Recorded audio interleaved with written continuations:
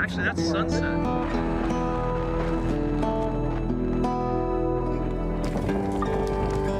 Fury, fire, a terror-fueled night, followed by a devastating realization. The town is gone. Now 5 weeks after the start of the Palisades firestorm, a reunion and reminiscence. That's probably the best ice cream I think I've ever had in my life. Cooled us down. Yeah. And calmed down our nerves that night. Kevin Mines of Pacific Palisades and Uri Gurvitz of Los Angeles' Fairfax district became brothers on January 7th. It was around 1 p.m. Kevin had sent his wife and son to head towards safety. You guys need to get out of here. I don't think we have any more options. We gotta do it. Kevin then began the fight to safeguard his home. All these hot embers could come in.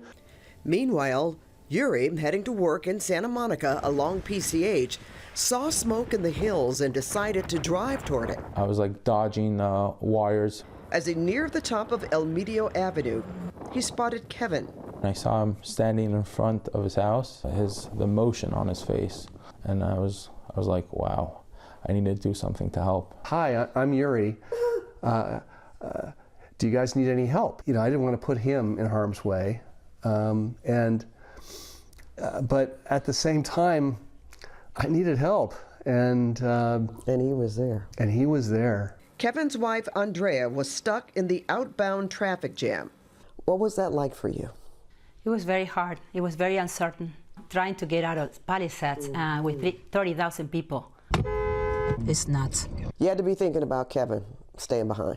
Andrea and her son. They all expected me to follow them down the car, and I wasn't completely truthful. This house is everything to Kevin. His father built it in 1970.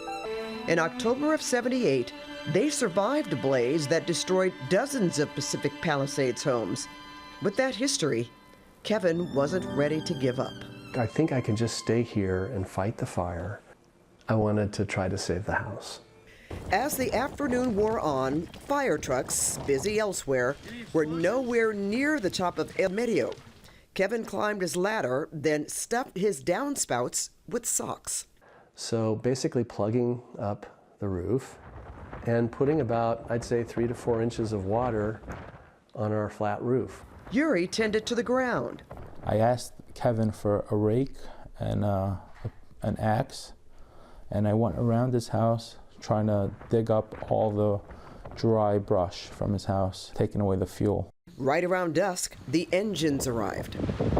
Kevin helped firefighters carry their hose. Roughly an hour later, hydrants stopped working. The city water supply had dried up, but Kevin had a pool and a collection of 5-gallon paint buckets. Filled all of them up and just deployed them around the house. So we had, you know, a way of handling these spot fires, like the neighbor's mailbox when it was on fire. We would just go pour water on that. As embers landed, Kevin and Uri extinguished spot fires, 1 bucket at a time. At one point, he was so tired, I just told him to go, right? And he left. And I thought, okay, I'll miss him, you know, but I kind of felt good, right, that he was going to go. And a couple hours later, I get a phone call. It's Uri. He's out front. He came back.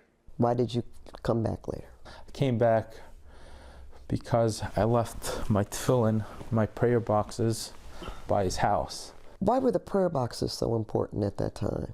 The prayer boxes are very important because we're supposed to put it on every single day.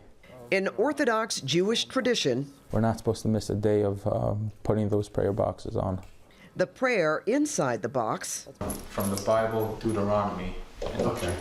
And it speaks about the love of God. And so he left all that by mistake. Maybe it wasn't by mistake.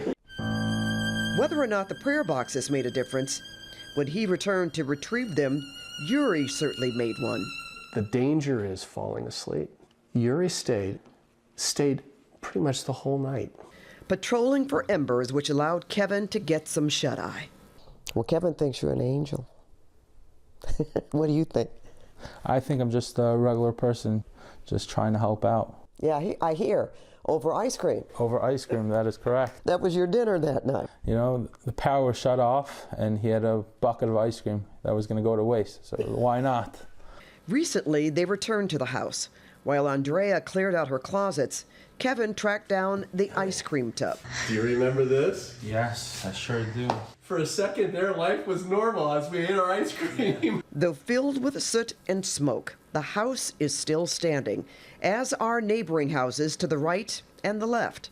Across the street, total destruction. Was there any good that came from that experience? So many of our friends lost everything. It's hard to find good in that.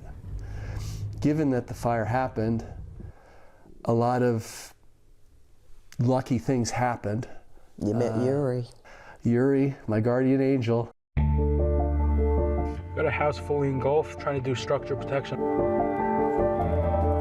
I happen to know that Uri wants to be a fireman. You want to be a firefighter? I sure do. I can't think of a better fireman. I was happy to be there. God put me in the right place at the right time. Yeah. You're the man. You're the man, Uri. Well, Uri has now applied to a U.S. Forest Service training program in preparation for the Fire Academy. And